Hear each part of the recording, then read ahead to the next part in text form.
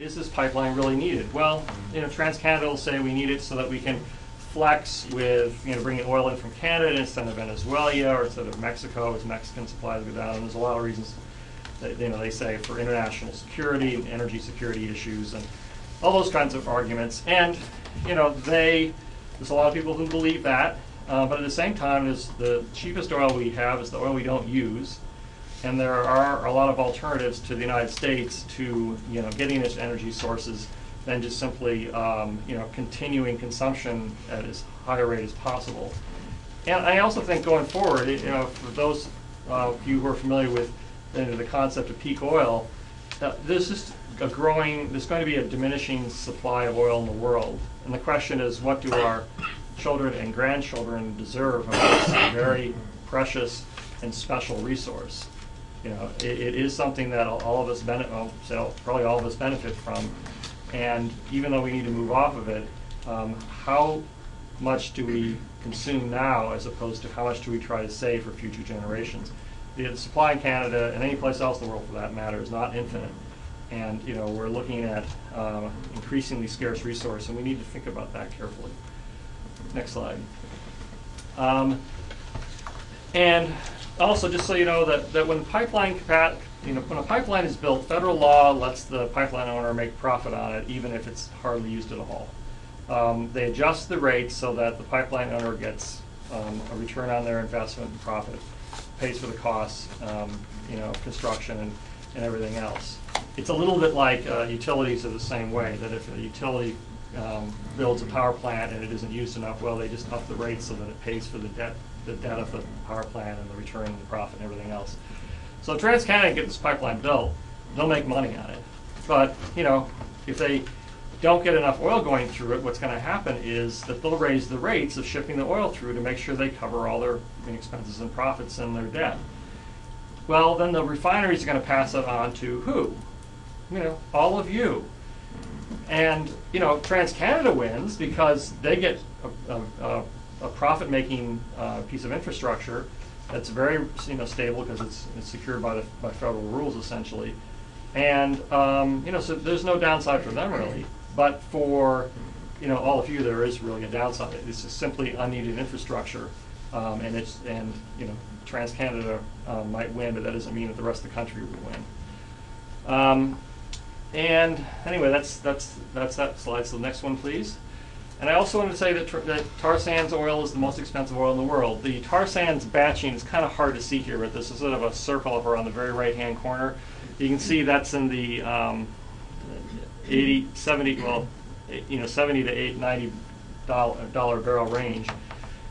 Those are tar sands projects. The other ones there are traditional projects throughout the world, both offshore and onshore projects, and you get a sense that tar sands oil is the most expensive oil to get out of the ground in the world. And that's because of all the energy it's required to get it out and to convert it into a useful product primarily. There's some other reasons too. But if we connect to the tar sands, well, it means connecting to the most expensive oil in the world. How many of you know how much it costs to get a barrel of oil out of the ground in Saudi Arabia?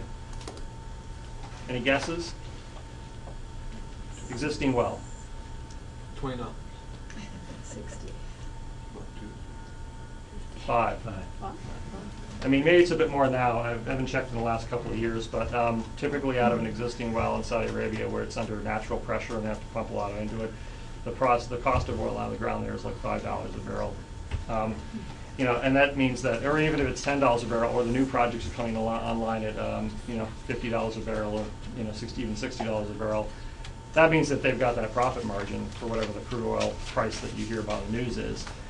When you're talking about $80 a barrel cost of development, right now they're making no money, or very little money, and they're not getting the return on investment they want. So, and right now, oil prices are sort of what they are because of all the different factors in the oil world and all the different wells all over the world that are pumping oil out, and the cost of that, and they sort of gets all averaged out by the market.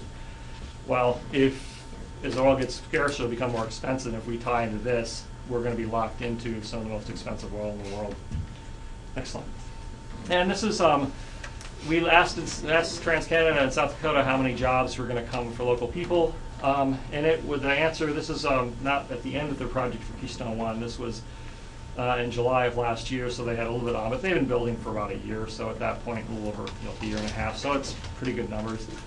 And it's about 11% of the jobs went to south of Cobenais. And if you look at the breakout there, you know, a lot of the folks were either in surveying, and that is that's not necessarily high skilled, it can be, but laborers is 110 jobs. And when you get to things like welders, which are some of the high skilled labor jobs, you know, those are people they bring in from out of state.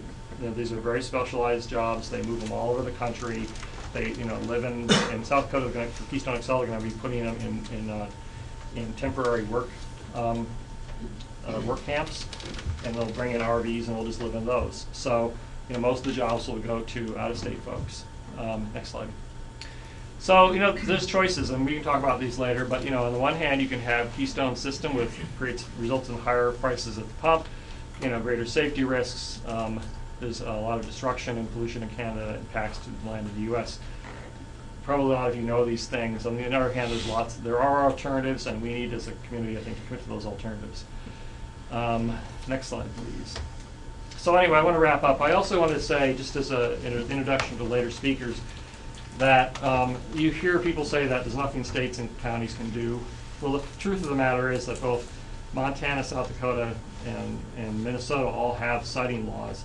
Montana and Minnesota, I believe, route. I know Montana does. I don't practice in Minnesota. They actually can say where the pipeline goes. So states do have control over certain aspects of pipeline development, as do counties. Counties where states don't act, counties usually have authority to control certain aspects of pipelines too. And now this really isn't a question of doubt, because these other states have had these laws for a long time, and Transcanada went through the regulatory process. Nebraska does not have a state law on this, but that doesn't mean that counties can't act, probably. And it also means that the state could act. And there are a variety of ways that the state could act to protect the economic interests of its citizens. Also, I think that the state could be more involved with pipeline safety if it wanted to, because the federal government encourages states to be involved in a lot of its activities. It doesn't mean the states can control the feds, but it does mean that the states have a right to say that, you know, to help make sure that federal law is implemented fully and responsibly to protect citizens. So I think I'll leave it at that for now. Thanks, Thank Paul. Our next speaker is going to be Duane with the Nebraska Wildlife Federation. But before Duane comes up, I just want to remind folks at home that you can tweet in your questions at Bold Nebraska, or email your questions to actions@boldnebraska.org. And we also have all of the materials that presenters are giving tonight. So if you're at home, you don't have these in front of you, but they all of the materials are online at boldnebraska.org. We have a page specifically dedicated to more research, PDFs of reports and information that even Senator Nelson and Representative Fortenberry sent in to the Secretary of State. So there is resources on boldnebraska.org for you. So Duane. Well, thanks. Thanks for all of you who are here and all the folks out there in webland who are listening in and watching. Duane Hovorka with the Nebraska Wildlife Federation. We're the state affiliate of the National Wildlife Federation, which is one of the more active groups nationally that's working on these kinds of issues. National Wildlife Federation has also been one of the leading groups working for clean energy and climate legislation at the federal level. So if you grew up with Ranger Rick, or your big backyard, or you get National Wildlife Magazine, that's National Wildlife Federation. And if you get the Prairie Blade, that means you're a Nebraska Wildlife Federation member. We love our members because they provide contributions that allow us to do this kind of work. And so pick up a newsletter on your way out for the folks here. We also have something called a Wildlife Action Network. It's an email alert system.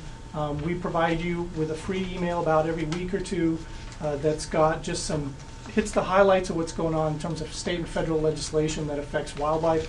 There's some cards here, or you can just sign on our website, www.nebraskawildlife.org, and we'd be glad to put you on our list. What I want to do today is just hit the highlights of what the pipeline looks like from a wildlife perspective. I'm just going to hit the highlights. If you'd like to see more details on our website, we have our comments are posted. We've also got the much longer comments that were put together by the National Wildlife Federation and a whole lot of other groups together.